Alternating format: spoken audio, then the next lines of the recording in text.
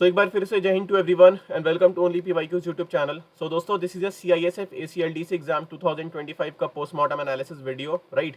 और इस पेपर की अगर बात करूं तो ये पेपर अभी रिसेंटली 27 अप्रैल 2025 को अभी कंडक्ट हुआ है, राइट। मतलब 2-3 दिन पहले एग्जाम कंडक्ट हुआ है।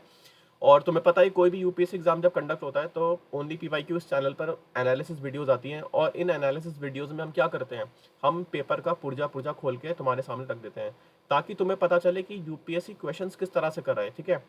क्या हो रही है, क्वेश्चन फ्रेमिंग किस तरह से हो रही है यूपीएससी एग्जाम्स में, ताकि तुम्हारे जितने भी अपकमिंग एग्जाम्स हैं, जैसे फॉर एग्जांपल मैं बात करूं, अभी रिसेंटली 1 महीने बाद सिविल सर्विसेज है, 2.5-3 महीने बाद सीएपीएफ का एग्जाम है, 2.5 महीने बाद है, 3 महीने अब नहीं रहे, और अगेन 5-6 महीने बाद एनडीए और सीडीएस ये एग्जाम फिर से कंडक्ट होंगे। तो अगर तुम इन एग्जाम्स को टारगेट कर रही हो तो ये एनालिसिस वीडियोस तुम्हारे लिए बहुत ही ज़्यादा इंपॉर्टेंट है, राइट।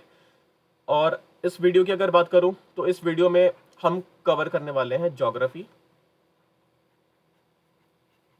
ठीक है। और ज्योग्राफी में अगर बात करूं तो यूपीएससी ने इस बार सीआईएसएफ एग्जाम में 13 क्वेश्चंस पूछे हैं ज्योग्राफी में। और 13 में अगर डुएबल क्वेश्चंस की बात करूं तो तुम आराम से 11 से 12 क्वेश्चंस इजीली कर सकते हो, राइट। क्योंकि geography section is was easy to moderate, tough questions नहीं पूछे हैं यूपीएससी ने सीआईएसएफ में। हाँ, 2-3 क्वेश्चन ऐसे थे जो नॉन डुएबल कैटेगरी में, अगर तुम्हारा पीवाईक्यूज में अच्छा कमांड नहीं है तो तुम उन क्वेश्चंस को छोड़ के आयोगे, या फिर जिन्होंने सीआईएसएफ का पेपर दिया है, या फिर यही सेम क्वेश्चन अगर तुम्हारे एग्जाम में आते हैं तो तुम्हारे लिए वो क्वेश्चन करना टफ हो जाएगा। लेकिन इसी क्वेश्चंस को हम कैसे इजीली पीवाईक्यू की हेल्प से eight the same time NCERTs पे अच्छी पकड़ हो, तो किस तरह से वो क्वेश्चंस इजीली तुम सॉल्व कर सकते हो, ये सारी स्किल्स, ठीक है। देखो, एनसीईआरटी पढ़ना एक आर्ट है, ये चीज़ याद रखना। क्योंकि देखो, क्वेश्चन एनसीईआरटी से ही बनने हैं और हम भी एनसीईआरटी पढ़ रहे हैं, लेकिन पढ़ने के बावजूद भी एनसीईआरटी पढ़ने के बाद भी हम क्वेश्चन को अटेम्प्ट नहीं कर पाते, या अटेम्प्ट करते हैं तो गलत हो जाता है। तो ये क्यों होता है? Because there is a gap तुम्हारे एनसीईआरटी पढ़ने में और यूपीएससी जिस तरह से क्वेश्चन पूछ रही है इसके पूछने में क्या है, एक काफ़ी बड़ा गैप है, ठीक है। तो इस गैप को रिड्यूस करने के लिए पोस्टमार्टम एनालिसिस सीरीज है, ठीक है। तो आगे बात करते हैं, 13 क्वेश्चन हैं तो 13 के 13 इस वीडियो में कवर कर लेंगे। और एक छोटा सा रिमाइंडर अबाउट प्रथम अस्त्र। तो दिस इज प्रथम अस्त्र पोस्ट पीवाईक्यू बुक्स, और इसमें क्या है, this is the first time मैंने आपको आपकी प्रिपरेशन के लिए 15,000 प्लस टॉपिक वाइज पीवाईक्यूज आपकी प्रिपरेशन के लिए प्रोवाइड कर दिए हैं। और यहाँ पे क्वेश्चंस पेपर्स कौन कौन से कवर्ड हैं, तो लेट मी टेल यू, सारे यूपीएससी के एग्जाम्स, जितने भी यूपीएससी एग्जाम्स कंडक्ट कराती है, ठीक है, वो सारे कवर हैं। और यहाँ पे 150 नहीं, it is 170 UPSC papers covered करे गए हैं, जो कि आपको टॉपिक वाइज पीवाईक्यूज की फॉर्म में इन 6 सब्जेक्ट वाइज बुक्स में आपको प्रोवाइड किया जा रहा है। एंड इसकी कॉस्ट है 1,999 ओनली, जिसमें डिलीवरी चार्जेस भी इंक्लूडेड है। So this is the high time. अगर तुम देखो सीएपीएफ टारगेट कर रहे हो ना, देखो 2.5 महीने बाद सीएपीएफ है, तो ये बहुत हाई टाइम है, तुम पीवाईक्यूज लगाना शुरू कर दो।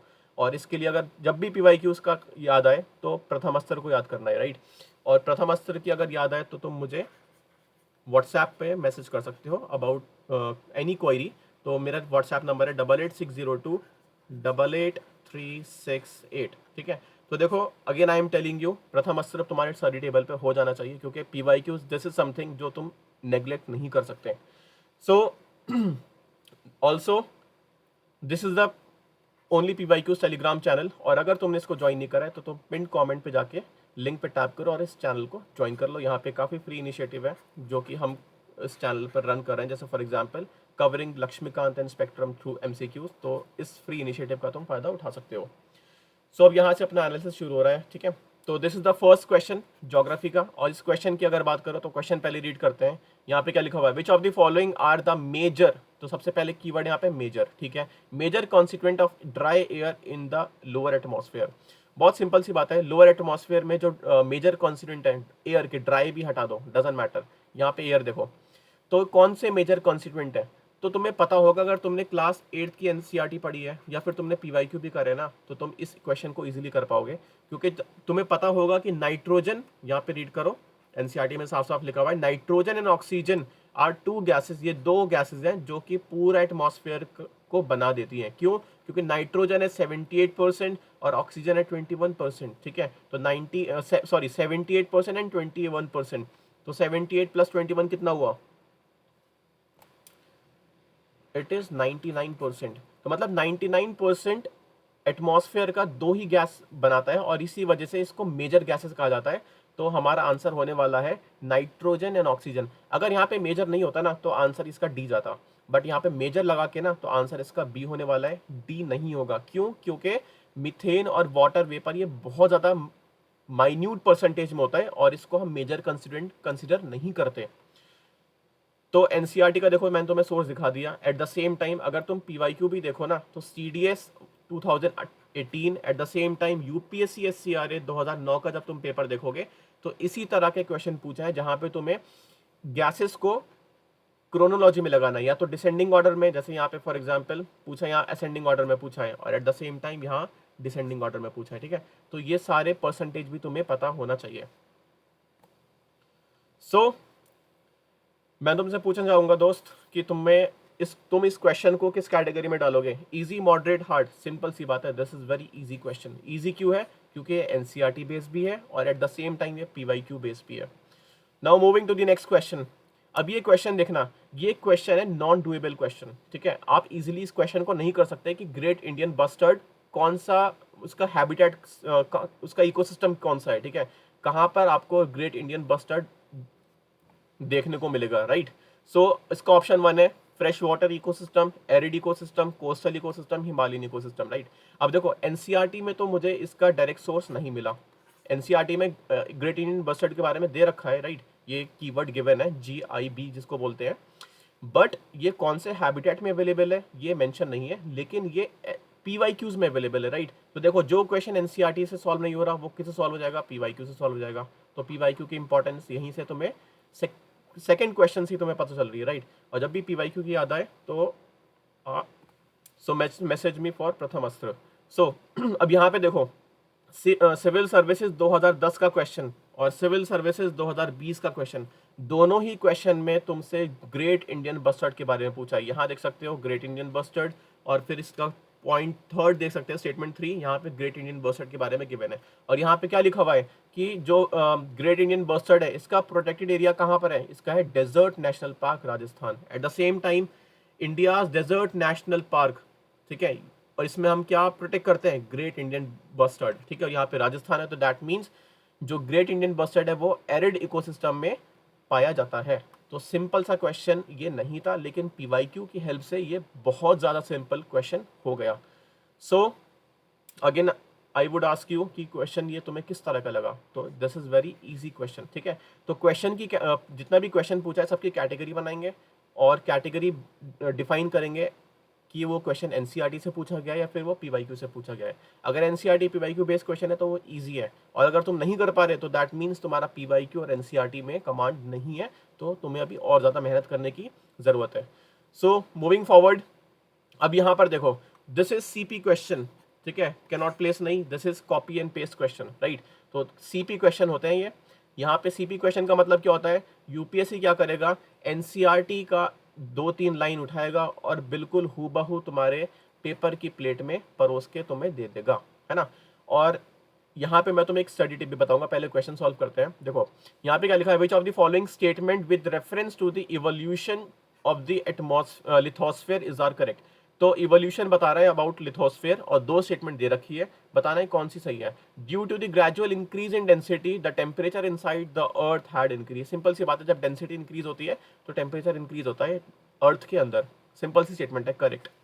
Next, in the process of evolution the material inside the earth started getting separated depending upon their densities. yes, जब densities बढ़ती है घटती है तो उसके अकॉर्डिंग जो मटेरियल होता है वो भी सेपरेट होता रहता है। तो ये भी जो स्टेटमेंट वो भी करेक्ट है। अब इस क्वेश्चन का सोर्स देखो, this is chapter 2 the origin of evolution of the earth, class 11 की ज्योग्राफी है।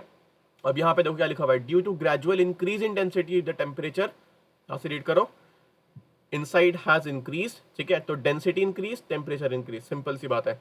एज अ रिजल्ट, अब इसका रिजल्ट क्या हुआ? Material inside start getting separated depending upon their densities. तो जो अर्थ के अंदर जो मटेरियल था वो सेपरेट होने लगा, और वो किस पे डिपेंड करने लगा? उसकी डेंसिटीज पे। ठीक है, तो डेंसिटीज जहाँ ज़्यादा हुई कम हुई तो मटेरियल अपने अकॉर्डिंग सेपरेट होने लगा। सो दोनों स्टेटमेंट बिल्कुल करेक्ट है और इसका सोर्स सिंपल क्या है, एनसीईआरटी। अब देखो मेरी तरफ से स्टडी टिप क्या रहेगी, जो कि मैं हर वीडियो में तुम्हें चिल्ला चिल्ला के बोलता हूँ, बार बार बोलता हूँ कि एनसीईआरटी के नोट्स मत बनाओ, नोट्स एनसीईआरटी के मत बनाओ। क्यों? क्योंकि तुम स्कूल नहीं जा रहे, ठीक है। अब तुम जो एनसीईआरटी पढ़ रहे हो वो अपने स्कूल लेवल पे नहीं पढ़ रहे, तुम पढ़ रहे हो यूपीएससी क्रैक करने के लिए, और यूपीएससी वाले एनसीईआरटी के नोट्स नहीं बनाते हैं। अगर तुम्हें ये बात वियर्ड लग रही है तो मेरे दोस्त देखो यही सच्चाई है, और जेन्युइन फीडबैक दूंगा, क्योंकि मैं भी प्रिपरेशन कर रहा हूँ, तो जो चीज़ मैं अपने ऊपर अप्लाई करूंगा ना वही तुम्हें बताऊंगा। तो एनसीईआरटी के नोट्स जितना नहीं बनाओगे ना उतना तुम्हें फायदा होगा। So moving to the next question, और नेक्स्ट क्वेश्चन मूव करने से पहले क्वेश्चन कैटेगरी बताओ, इजी, मॉडरेट, हार्ड। सिंपल सी बात है, very easy question, because this is a CP question, ठीक है। CP question means copy paste from NCERT, so it is easy question. Now moving forward, अब यहाँ पे क्वेश्चन पूछा है अबाउट ओशियन क्रस्ट, राइट। तो यहाँ पे अगेन दो स्टेटमेंट दे दी है और स्टेटमेंट रीड करते हैं। स्टेटमेंट 1 देखो क्या लिखा हुआ है, the ocean crust rocks are much younger than the continental rock, ठीक है। Next, the ocean crust rock equidistant on either side of the crest of mid oceanic ridges show similarities in terms of magnetic properties, ठीक है। दो statement दे दी है, पढ़ के अगर tough लग रहा है तो दैट मीन्स एनसीईआरटी तुम सही से नहीं पढ़ते। अब यहाँ पे स्टेटमेंट 1 क्या है कि जो ओशियन क्रस्ट है ना वो यंगर है age compare to continental rock, मतलब कॉन्टिनेंटल रॉक की एज ज्यादा है और ओशियन क्रस्ट की एज कम है। क्या ये एनसीईआरटी में गिवन है? Yes, chapter 4 distribution of ocean and continent, again class 11 की किताब।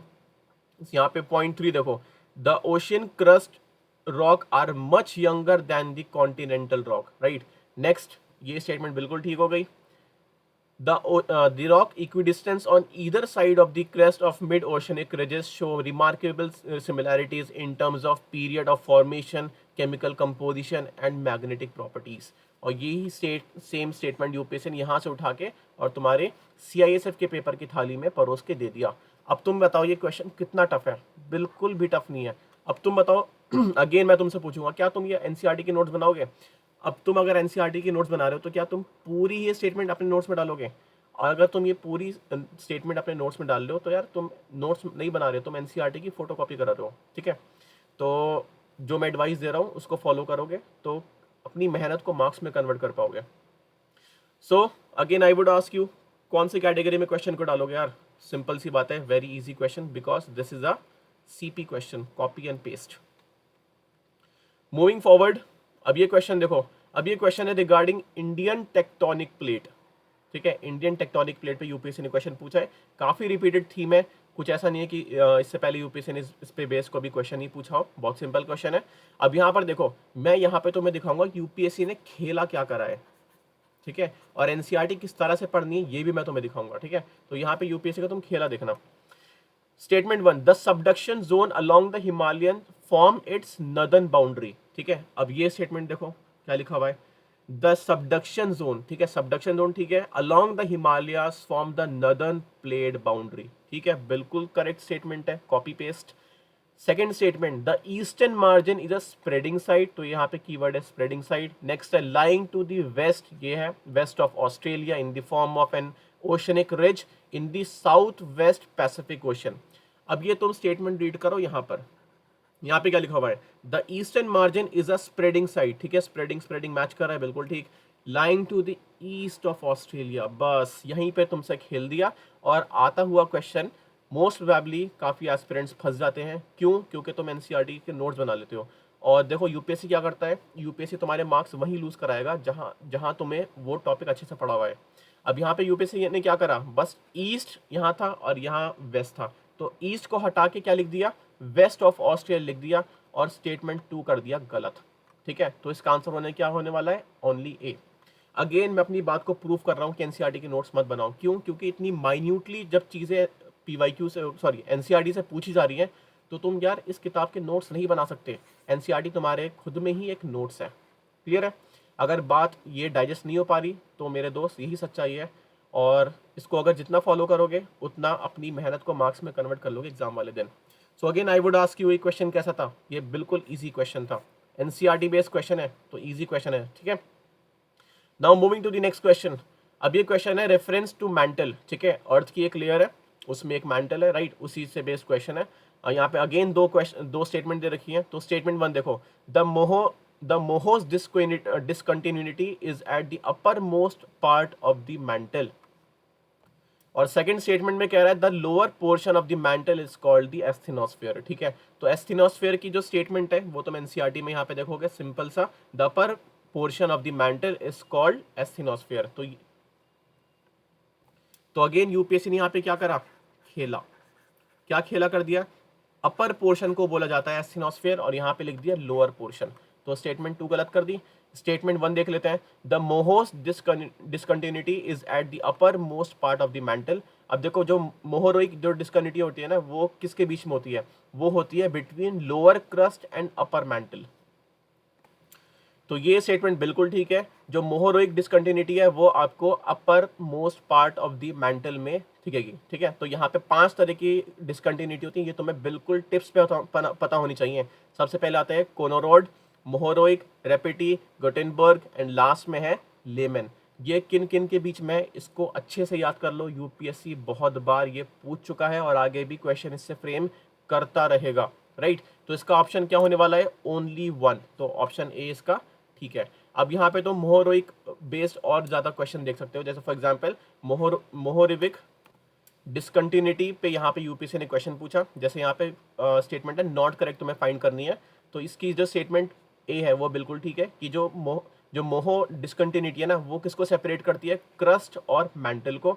और यहाँ पे अगेन तुम एनडीए 2023 का क्वेश्चन देखोगे, अगेन यहाँ पे डिसकंटिन्यूटी बेस्ड क्वेश्चन पूछा है और इसका आंसर यहाँ पर क्या था, लेमन, बिकॉज ये इनर मोस्ट पूछ रहा है। ठीक है, और सबसे ऊपर कौन सी होती है, कोनराड। ठीक है, सो ये क्वेश्चन तुम्हें कैसा लगा, कौन सी कैटेगरी में डालोगे, सिंपल सी बात है मेरे दोस्त, इजी क्वेश्चन में, इजी कैटेगरी में क्वेश्चन जाएगा। अब ये मत कहना कि सारे क्वेश्चन इजी कैटेगरी में डाले जा रहे हैं, बिल्कुल डाले जाएंगे। जब वो क्वेश्चन एनसीईआरटी और या फिर वो पीवाईक्यू बेस्ड क्वेश्चन होगा तो वो क्वेश्चन जाहिर सी बात है वो इजी कैटेगरी में ही डाला जाएगा। Now moving to the next question. अब यहाँ पे क्वेश्चन पूछा है अबाउट टाइड्स। ठीक है, अगेन बहुत ज़्यादा मतलब रिपीटेड थीम है और अगेन यहाँ पे यूपीएससी ने टाइड से रिलेटेड क्वेश्चन पूछ लिया। क्या पूछा है देखते हैं। यहाँ पे स्टेटमेंट टू स्टेटमेंट दे रखी है। फर्स्ट स्टेटमेंट रीड करते हैं, the time between the low tide and high tide when the high tide is rising is called the flow or flood. ठीक है, देखो क्या होता है, टाइड्स या तो ऊपर उठ रहे होते हैं या तो नीचे जा रहे होते हैं। ठीक है, तो जब टाइड्स ऊपर उठ रहे होते हैं तो ऊपर उठने के टाइम को हम कहते हैं फ्लो या फ्लड। क्या ये बात सही है, यस, ये स्टेटमेंट बिल्कुल ठीक है। ये एनसीईआरटी में गिवन है, चैप्टर 14, अगेन क्लास 11th की एनसीईआरटी है, movement of ocean water. And यहाँ पे लिखा हुआ है the time between the low tide and high tide when the tide is rising is called the flow or flood. ठीक है, और इसी को उल्टा अगर बोला जाए तो उसको बोलते हैं हम एब। एब में क्या होता है, हाई टाइड ऑलरेडी हो रहा होता है, टाइड नीचे, लो टाइड नीचे गिर रहा होता है, तो उसके टाइम पीरियड को बोला जाता है एब, EBB एब, राइट। तो ये स्टेटमेंट फर्स्ट तो बिल्कुल ठीक है। अब स्टेटमेंट 2 की बात करें, tides are helpful in desilting the sediments. अब यहाँ पे देखो इंपॉर्टेंस ऑफ टाइड्स की अगर बात करोगे, यही next same topic, tides are also helpful in desilting the sediments and in removing polluted water from river estuaries। ठीक है, तो ये यहाँ पर इंपॉर्टेंस ऑफ टाइड्स है और ये भी स्टेटमेंट बिल्कुल ठीक है। तो इसका आंसर होने वाला है सी, बोथ 1 and 2। अगेन किस कैटेगरी में डालोगे क्वेश्चन, सिंपल सी बात है easy category, because NCERT based question है। Moving to the next question. अब ये क्वेश्चन देखना, अब इसमें मुझे तुम्हारी भी हेल्प चाहिए होगी, बिकॉज यहाँ पे जो आंसर है ना वो थोड़ा सा कॉन्ट्राडिक्टरी हो रहा है, बिकॉज यहाँ पे एनसीईआरटी में कुछ और है और पीवाईक्यू में कुछ और है। अब डिपेंड करेगा कि यूपीएससी अपनी आंसर की में जब इसके आंसर की रिलीज होगी ना, उसमें क्या आंसर आता है तब उसके अकॉर्डिंग इसका फाइनल आंसर आएगा। बट द थिंग इज हम कहीं ना कहीं फाइनल आंसर तक पहुंच जाएंगे। अब यहाँ पे क्या बोल रहा है कि वेस्टर्न बाउंड्री बताओ गंगा प्लेन की, राइट। तो वेस्टर्न बाउंड्री बतानी है गंगा प्लेन की। सबसे पहले देखो इसको एलिमिनेट कैसे करेंगे, सबसे पहले लूनी। ठीक है, इसको आप एलिमिनेट कर सकते हो, क्यों, क्योंकि it is not a tributary of Ganga. Next Chambal, Chambal को भी आप रिमूव कर सकते हो। अब बची घग्गर और यमुना। ठीक है, देखो इसका आंसर यमुना हो सकता है, अगर तुम ट्रिब्यूटरी वाइज अगर देखोगे तो इसका आंसर यमुना जाएगा। और एट द सेम टाइम अगर तुम ट्रिब्यूटरी हटा के अगर तुम रीजन वाइज देखोगे तो इसका आंसर चंबल भी हो सकता है, ठीक है। तो इसका आंसर सी भी जा सकता है। क्यों? क्योंकि यहाँ पे यूपीएससी ने एनडीए 2019 में क्वेश्चन पूछ रखा है कि Chambal river is a part of, ठीक है। तो चंबल रिवर किसका पार्ट है? गंगा बेसिन का पार्ट है, ठीक है। और Ganga basin means Ganga plain. और अगर मैं मैप तुम्हें दिखाऊं तो this is the map of northern plain. और यहाँ पे तुम देख सकते हो कि गंगोत्री ग्लेशियर से यहाँ पे गंगा रिवर फ्लो होती हुई आ रही है, राइट।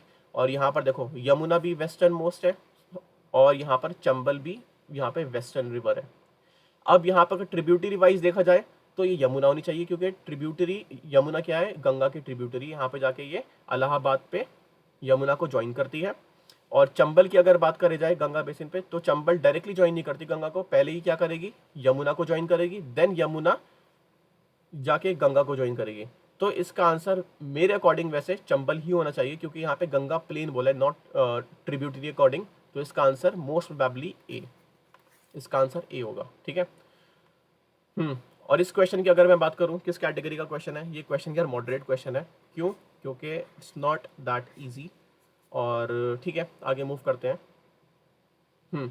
अब ये क्वेश्चन देखो, अब यहाँ पे बोल रहा है कि कौन सा radiation, which of the following radiation is absorb by the green house gases, ठीक है।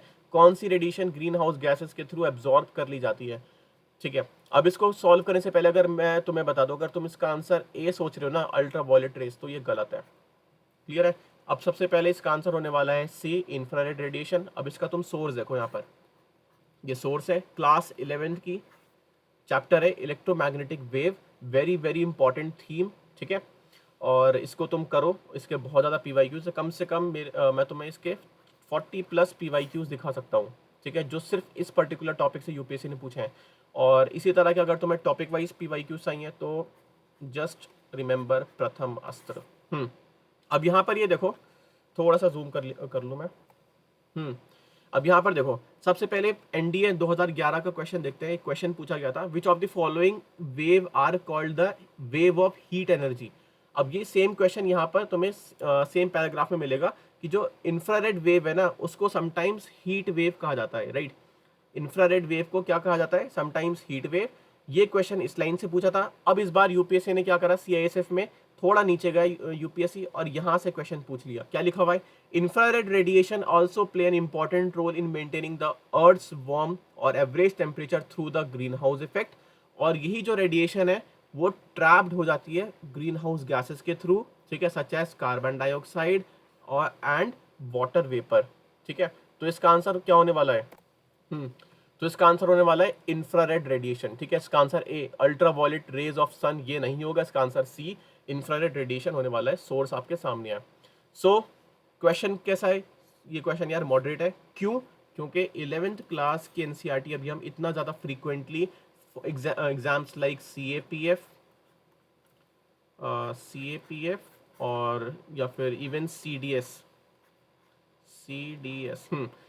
एग्जाम या सीएपीएफ एग्जाम के लिए अभी हम इतना ज़्यादा 11th क्लास की एनसीईआरटीज नहीं पढ़ रहे। बट अब तुम देखो, एक काम करो, तुम 11th और 12th क्लास के सिलेक्टिव चैप्टर्स कवर करके जाओ, क्योंकि यहाँ से क्वेश्चंस आ रहे हैं और अब ज़्यादा आ रहे हैं, ठीक है। तो अगर तुम्हारा सीएपीएफ एग्जाम है 2.5 महीने है, तो स्टिल बहुत ज़्यादा टाइम है अभी। तुम 11th और 12th क्लास के सिलेक्टिव चैप्टर्स कर सकते हो, right. So moving to the next question. अब यहाँ पे क्वेश्चन पूछा है अबाउट नर्मदा बेसिन। देखो, इस तरह का जो क्वेश्चन होता है ना, वो अक्सर एग्जाम में नॉन डुएबल होता है, क्योंकि देखो रिवर्स बहुत ज़्यादा हैं इंडिया में और हर रिवर का बेसिन याद रखना, कौन कौन सी स्टेट से वो क्रॉस कर रही है, इट्स नॉट ईजी। लेकिन अगर एटलीस्ट तुम पीवाईक्यूज को दिल से लगा के रखते हो, राइट, पीवाईक्यूज को अगर तुमने अपना स्टडी बडी बना रखा है, तो इस तरह के क्वेश्चन तुम कर जाओगे, क्योंकि इस तरह के क्वेश्चन पूछ रखा है यूपीएससी ने। सीडीएस 2013 में तुम देखोगे सेम नर्मदा बेसिन का पूछा कि कौन सी स्टेट से वो फ्लो नहीं करती, राइट। तो इसका आंसर है राजस्थान, सिंपल। और अगर तुम एनसीईआरटी भी देखोगे तो दिस इज क्लास 8th की एनसीईआरटी, उसका कटआउट है। तो चैप्टर है, sorry, class 9th, it is class 9th की एनसीईआरटी, ड्रेनेज चैप्टर। एंड यहाँ पे तुम लास्ट देखो कि नर्मदा बेसिन में लिखा हुआ है कि ये कवर्स करती है मध्य प्रदेश एंड गुजरात, ठीक है। इसके अलावा भी और स्टेट्स हैं, यहाँ पे सारी स्टेट्स नहीं दे रखी। तो यहाँ पर हम देखते हैं, विच of the following is not a part of Narmada basin, ठीक है। कौन सा पार्ट नहीं है? सबसे पहले देखो मध्य प्रदेश एंड गुजरात, तो गुजरात तो देखो है, तो इसको हमें हटाना पड़ेगा। 2 गया तो मतलब बी चला गया, राइट। अब यहाँ पे देखो CDS 2013 में क्या लिखा हुआ है, not a part of the Narmada basin. Rajasthan, तो राजस्थान यहाँ पे दे रखा है, तो इसका आंसर ये तो है 4, और ये हमारा 4 ऑप्शन सी और ऑप्शन डी में है। अब हमें ये देखना है क्या महाराष्ट्र नर्मदा बेसिन का पार्ट नहीं है?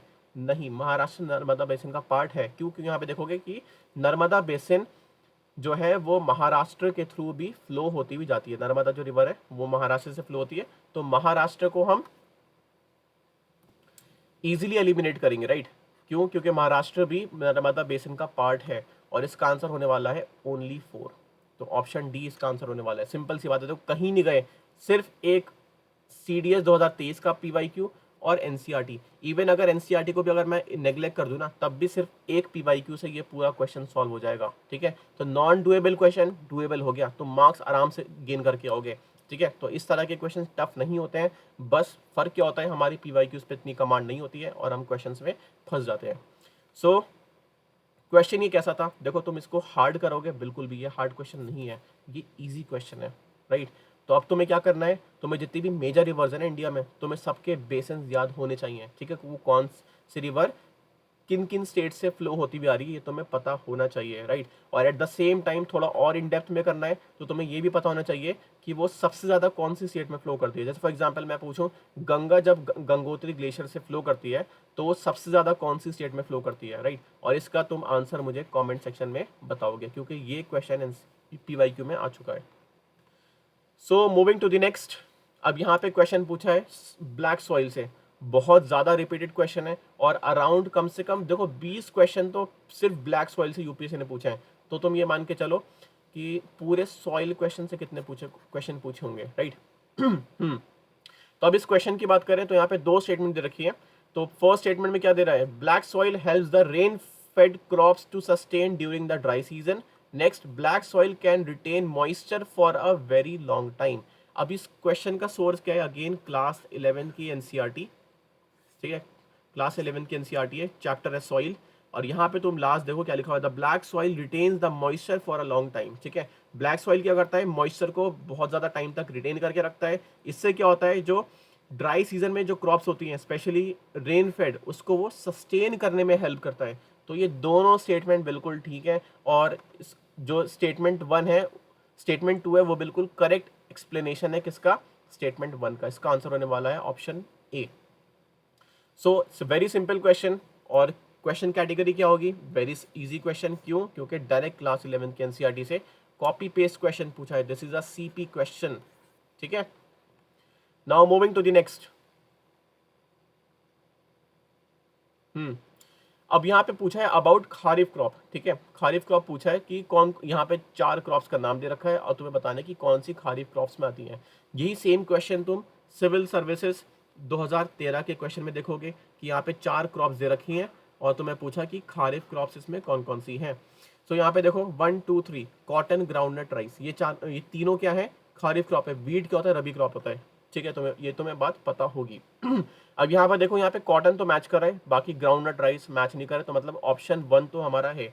अब ऑप्शन 1 जो कॉटन दे रखा है वो यहाँ पर 2 में है, 1 एंड 2। अब तुम्हें ग्राम देखना है। देखो अगेन यहाँ पर देखो थोड़ा कॉन्ट्रडिक्शन क्रिएट हो रहा है। क्यों? क्योंकि यहाँ पे अगेन सिविल सर्विसेज 2020 में क्वेश्चन पूछा है कि जो ये ब्लैक ग्राम है, right, it is a black gram, और ये कल्टीवेट होता है both kharif and rabi season के दौरान। तो ये ब्लैक ग्राम क्या है, ये खारिफ और रबी क्रॉप दोनों है। तो ये स्टेटमेंट बिल्कुल ठीक थी, राइट। अब यहाँ पे जो ये ग्राम है, ये वैसे क्या होती है, रबी क्रॉप होती है, क्योंकि यहाँ पे जब तुम NCERT देखोगे, अब ये NCERT का सोर्स क्या है, क्लास 8th, और सब्जेक्ट है ये साइंस, ठीक है। यहाँ पे खारिफ क्रॉप और रबी क्रॉप के बारे में गिवन है, और यहाँ पे जो ग्राम गिवन है ना, ये क्या है, ये है रबी crop.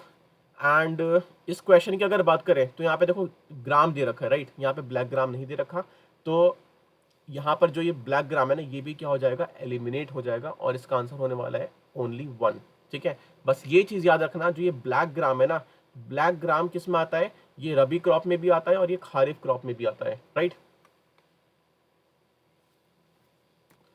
So now I would ask you कि कौन सी कैटेगरी में क्वेश्चन डालोगे, तो ये क्वेश्चन यार तुम इजी कैटेगरी में डालोगे, बहुत सिंपल सी है, स्कूल में भी काफ़ी पढ़ा है हमने खारिफ क्रॉप रबी क्रॉप, और इसके एग्जाम्पल्स तुम्हें याद होने चाहिए बिकॉज एग्जाम्पल्स ही एग्जाम्स में पूछे जाते हैं। अब लास्ट क्वेश्चन है ये इस एनालिसिस वीडियो का, और यहाँ पे क्वेश्चन पूछा है about international space station. And ये क्वेश्चन इसलिए पूछा है क्योंकि दी सुनीता विलियम, ठीक है, ये स्पेस में फंस गई थी। अब 8 से 9 महीने ये वहीं रही थी, तो उसके रिगार्डिंग यूपीएससी ने क्वेश्चन बना के पूछा। लेकिन यूपीएससी का क्वेश्चन लेवल क्या होता है, यूपीएससी नहीं पूछेगा कि कौन से 2 एस्ट्रोनॉट हैं वो जो अभी रिसेंटली उनको सेफली अर्थ पे लाया गया, इस तरह के क्वेश्चन नहीं पूछेगा यूपीएससी। कुछ अपना लेवल यूपीएससी का कैसा होता है, तो क्वेश्चन उसी के रिगार्डिंग है, और इस क्वेश्चन का क्रेडिट सुनीता विलियम को ही जाता है, ठीक है, उन्हीं के बेस ये क्वेश्चन है। और इस क्वेश्चन का जो सोर्स है वो इकोनॉमिक टाइम्स में तुम्हें मिलेगा, और यहाँ पे एक हेडलाइन थी कि जो सुनीता विलियम है वो हर दिन वहाँ पर 16 सनराइज देखती थी, राइट, यस। जब आप इंटरनेशनल स्पेस स्टेशन पर होते हो तो वहाँ पर आप रोज 16 सनराइज सनसेट देखोगे, ठीक है। अब इसी के रिगार्डिंग यहाँ पे नीचे इन्फॉर्मेशन भी दे रखी है, और इसको तुम अपने नोट्स में डाल लो बिकॉज यहाँ पर काफ़ी अच्छे की पॉइंट्स दे रखे हैं। जैसे for example, the international space station completes a full orbit around the earth at a speed of 28,000 kilometre per hour, ठीक है। तो इंटरनेशनल स्पेस स्टेशन की स्पीड कितनी होती है, वो थी 28,000। तो यहाँ पे जो ये नंबर दे रखा है ये बिल्कुल गलत है, 1 को एलिमिनेट कर दो तो ये गया, ये गया। Next, which is 17,500 miles per hour और एवरी 90 मिनट्स, मतलब हर 90 मिनट में जो इंटरनेशनल स्पेस स्टेशन होता है वो अर्थ का पूरा राउंड लगा लेता है, ठीक है। तो यहाँ पे it revolves the complete earth orbit every 90 minute, तो ये 90 मिनट का फिगर बिल्कुल ठीक है। नेक्स्ट है, this means astronaut see a sunrise और सनसेट एवरी 45 मिनट्स। इसका मतलब ये होता है कि जो वहाँ पे एस्ट्रोनॉट है ना वो हर 45 मिनट के बाद सनराइज देखेंगे या फिर एक सनसेट देखेंगे। तो यहाँ पर ऑप्शन जो स्टेटमेंट 3 है वो भी बिल्कुल ठीक होने वाला है, तो इसका आंसर होने वाला है सी, ठीक है। तो again I am telling you, international space station पे यहाँ पे जो हमें 3 स्टेटमेंट दे रखी हैं इसको बिल्कुल करेक्ट कर लो, और यहाँ पे ये स्टेटमेंट 1 जो है इसको काट के क्या लिखो, 28,000 किलोमीटर पर आवर, ठीक है। तो ये तुम्हारा स्टेटमेंट 1 भी बिल्कुल करेक्ट हो जाएगा। सो ये क्वेश्चन कैसा है यार, ये क्वेश्चन इट्स नॉट ईजी, ठीक है, and even it's not moderate, it is a hard question, simple सी बात है।